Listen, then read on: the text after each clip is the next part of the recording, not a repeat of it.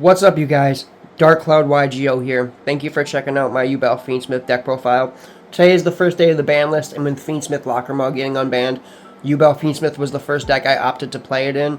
Yubel was actually my favorite deck last format. It got me back into Yu-Gi-Oh! Last February. And then the Fiendsmith stuff is just, I think everybody knows, is just insanely crazy. I'm not going to be posting any deck profiles of the Yummy deck, the Draco Tail deck, or a K9 deck at the moment until maybe after post-Doom, just because I don't really want to post that type of content. I may post some silly decks I'm working on, and I may post some local duels. But yeah, without further ado, let's get into the deck profile of the Fiendsmith Yubel. So, I'm going to talk about the deck as I show you the profile and why I'm making my choices. So, we're playing 1 Terra Incarnate, 1 Yubel, and 2 Spirit.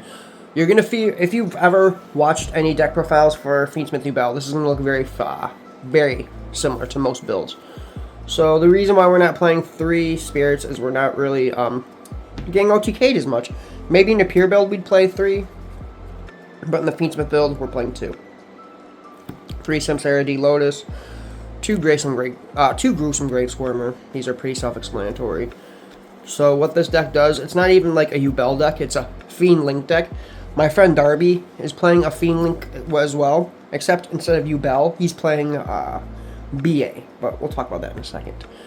So, 2 Nightmare Pain, 1 Mature Chronicle. I know some people either play 2 or 1 and 1. My thing is I always get unlucky when my opponents always try to pop the Pain, and then I just like having Mature Chronicle to try and extend sometimes. And then the spells, 3 Nightmare Pain, so kind of obvious. It's the main staple in Yubel. And then obvious other Yubel cards, we're playing 2 Dark Beckoning Beasts and then 2 Spirit Gates. Since we're not going full Fiendsmith combo with Moon since she's banned, playing 2 and 2. These obnoxious cards, most people don't like these, and I don't blame them. They're kind of overpowered and annoying. So this is just one of the best engines in the deck. It just branches into so much stuff. And then other Fiend stuff we're playing the Unchained engine. And then a fun engine I saw that I'm trying is the Bui Mutiny engine, because Mutiny lets me make Aerial Eater by shuffling back, lets me make, it's mostly Aerial Eater. Like, I've been comboing off Aerial Eater a lot to where I cut Necro Equip because of this. And then just being able to make more fusion monsters is busted. 1-for-1, terraforming. And then this deck does lose to hand traps, so we're playing a Call By and a Cross Out. And then other traps, 3 Ash, 3 Nibiru, 3 Veiler, and 2 Imperm. The reason I do not have Full Loss in here is in this version I would be siding Full Loss, but that's just the idea. The hand traps are pretty basic. Nibiru's busted. If going second and your opponent makes a big board, you can just drop the rock, put the token in attack mode, Nightmare Pain into a Yubel, and just crash into it for game. So that's why I play 3 rock. If you do want to play 3 Full Loss, I would just cut out the 2 Veiler and maybe a Nightmare Pain for 3 Full Loss, but I'm not playing them. This deck doesn't have a side because I'm still working on that as well. Here's the fusions. 1 Phantom, got the ugly ulti rarity. I saw it for the first time yesterday. I didn't realize how hideous it looked. Got Aerial Eater, make this a lot off Mutiny, dump any Fiend. It's really, really good.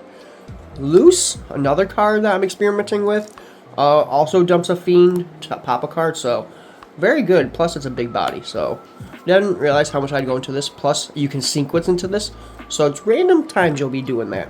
And the other Fiendsmith cards, the freshly unbanned Lacrima and Desiree. So this deck can do so much more with Lacrima now. Now you're not just stuck going Necroquip into High King Caesar. Now you can go to Lacrima to High King Caesar, and you can just do so much more now. It's so nice.